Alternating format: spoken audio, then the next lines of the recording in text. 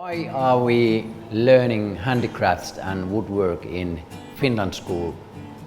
And the answer is very simple, because of its multiple benefits. Handicrafts are regarded as basic life skills in Finland. And the basic life skills are the foundation, or in the very core of Finnish education.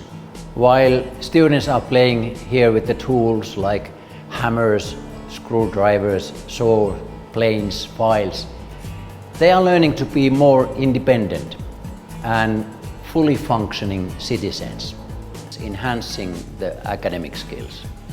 Students, they learn to design, innovative thinking, creative thinking, measuring, converting the units, executing the work according to the plan, evaluating themselves and others' work, collaboration with the group, or also individual work.